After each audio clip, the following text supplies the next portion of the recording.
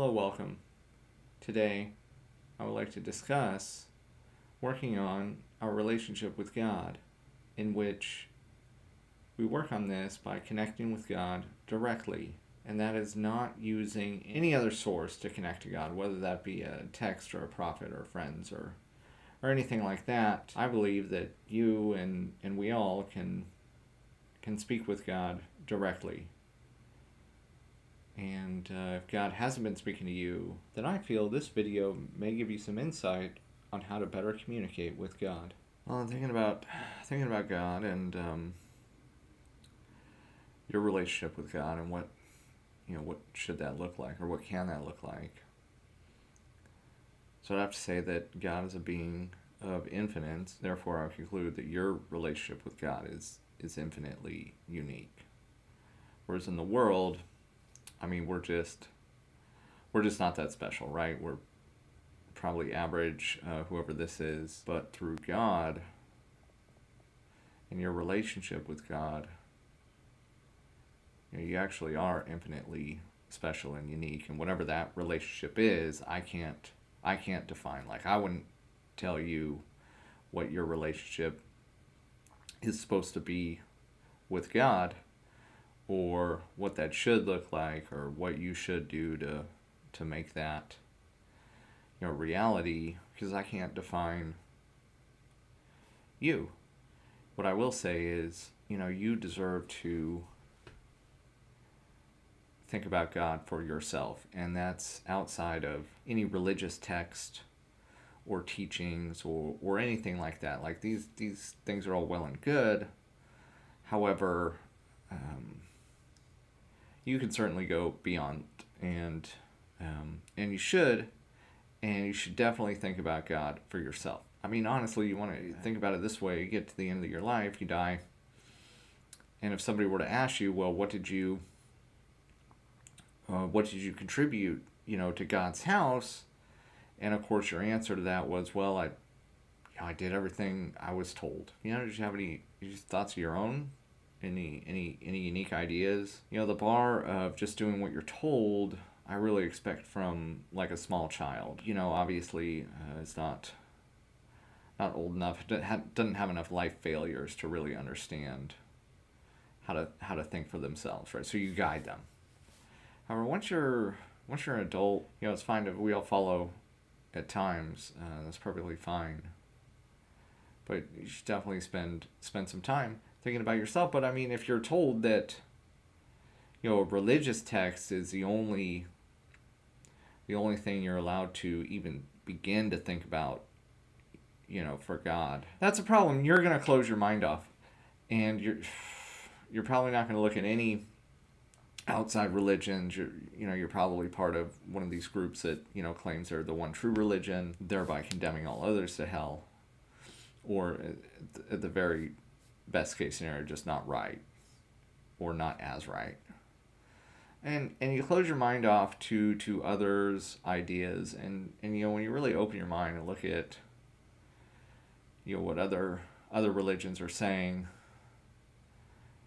Take Eastern religions, for example, to just objectively listen to the messages. I mean, there's honestly, these are great messages that they're teaching. To live your life in these ways would be a very purposeful life, a good life, a high order life. To say that these are wrong in any way, I think is a great injustice. Yeah, your relationship with God, and how do you expand on that? Well, it's a personal relationship between you and God, and I would definitely encourage you to think about God directly, and that's outside of any form or book or prophet or teachings or anything else. Like, all these things are layers upon layers, which really block you. So the New Testament, the only way to God is through a bearded white male. Well, I don't believe that, obviously. You can attack me for that or whatever. I mean, there's a lot in the Bible that people just aren't doing or following. So It seems like the whole thing's up for interpretation, and you get to pick and choose whatever you do want to follow. Anyway, so, if you're going to attack me for that, I'm fairly certain you'd be a hypocrite for doing so. Yeah, I also don't think, you're a terrible person, right? So you've been taught that you're a terrible person. You need to be saved, first of all. And that is, I don't think that's true. For that to be true, God would have to be a terrible creator. If you were created by God, which, if you believe that, and then you need to be saved because you're created so poorly, you're so terrible, right? Well, if I build a house and then some other contractor has to come out and fix it because it's so terrible, like, I'm just a shitty house builder at that point. So how is this any different? So if God built you and then somebody else has to come along and save you because you're so terrible, well, then God's a crappy builder. I don't think God's a crappy builder. That's why I don't think that you're terrible at all. I don't think you need to be saved, for example. Yeah, I truly believe we're all welcome in God's house. I can't imagine there's, a barrier to entry there or some kind of entry fee. I don't think entry into God's house is transactional in any way. But I do believe we have free will and we have the will to choose not to go to live in God's house. You're free. You're free to do what you want. And so if you look at, how religion is currently going, the consequences of thinking this way, there is a barrier to entry and you have to believe, certain things or you're going to hell. Well, first of all, it's a message of fear, think this way or you're going to be, punished for all eternity. Do this thing or you're going to be punished for all eternity. That's subjugation. I cannot imagine that God would create the entire universe and complex life and everything and then come and turn around and say, worship me, that's why I created you. That's crazy. So, yeah, I think you're truly wonderful, beautiful person. I don't think you need to be saved. I think you could be on the wrong path where you see, well, I think it's better for me to live outside of God's house, and that's your choice. And I would try to encourage you to get off that path. And how do you do so? Well, you could, no matter what path you're on, you can always talk to God directly. Like, that line is open. I don't know how God speaks to you. It may not be through words. God's not necessarily going to, speak to your, like hijack your inner monologue or something and speak to you, or, certainly not call you on the telephone or anything, as silly as that. But if you pay attention, some of these ideas can be fairly large. I'll give you an example.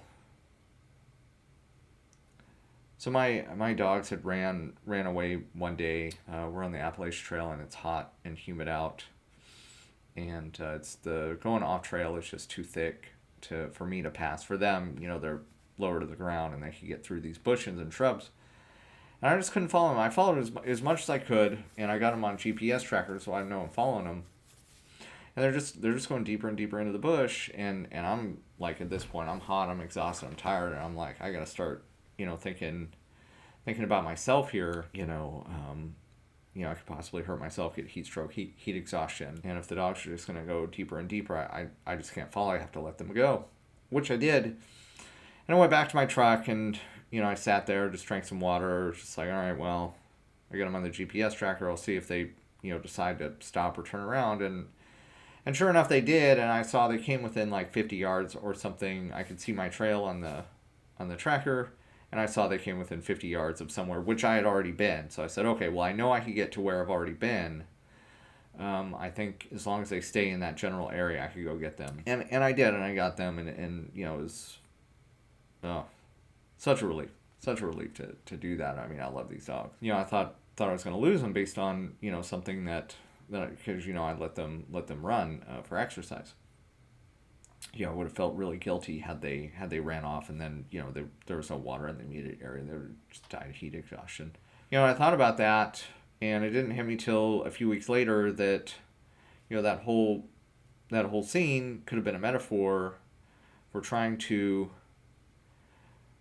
trying to save, someone who doesn't want to be saved, right? They're just going deeper and deeper into the woods, i.e., identifying with the body and that which is physical and not that which is spiritual. Identifying that they're a person who they of their own free will choose not to enter God's house. And, at some point after following a person like this, that, I would just end up hurting or destroying myself trying to follow them, because I kind of have to go down that path to even get to them, that dangerous and rocky path, and then try to pull them back out. And, and sometimes you just got to cut your losses and let it go and see if God will bring them to a part that I can actually, maybe do something and bring them the rest of the way. I don't know. But yeah, that was the takeaway. And I think it was a very strong message, and it worked for me. Now, the other thing that I do is I'll have a question in my mind, and I will blindly thumb through the Bible while I'm thinking of the question, back and forth, New and Old Testament, and stop where I'll try to find the answer. Just stop in a random place for the answer. This has definitely led me to some very good places. So, for example, I'm a combat veteran. I was in the hospital for post-combat related issues with PTSD, and doing that very thing, and it led me to the book of Ecclesiastes. And at that time, I was dealing with PTSD and depression. If you're ever dealing with depression, Ecclesiastes is going to make all the sense in the world. If you're not dealing with depression, Ecclesiastes might actually come across as depressing, because the main take, everything's meaningless. Everything's meaningless.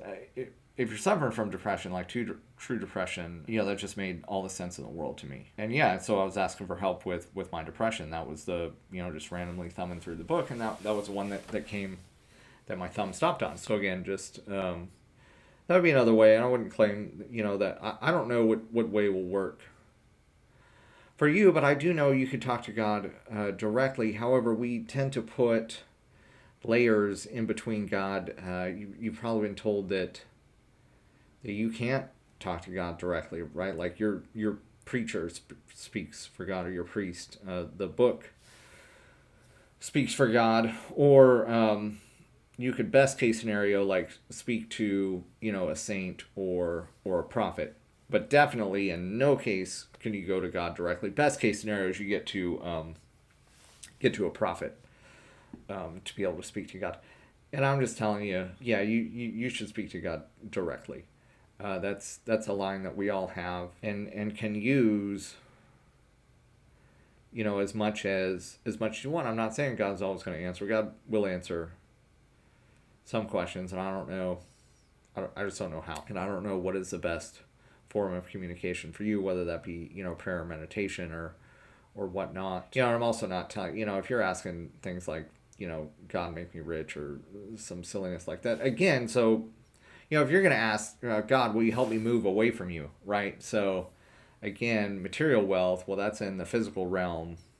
So if you're asking for God, will you help me move away from you? Generally, you should you should be asking God for help moving towards the spiritual and away from the physical. Or if you're having, trouble, some difficult thing, happen in your life, for help with that thing. If you're just, ask for a promotion or something like that, I'm not gonna say you should go around doing that. Have material stuff, that's fine. The point is to be able to look past that stuff. At some point, we have to leave the material world. So if you're really clinging on to this place, it's going to be hard to see anything else, and you're going to wind up, as dust. And unfortunately, because that's you chose. You had free will, and you chose to, abandon the spiritual and just adopt the physical, and just stay in the physical, which is, of course, death and destruction.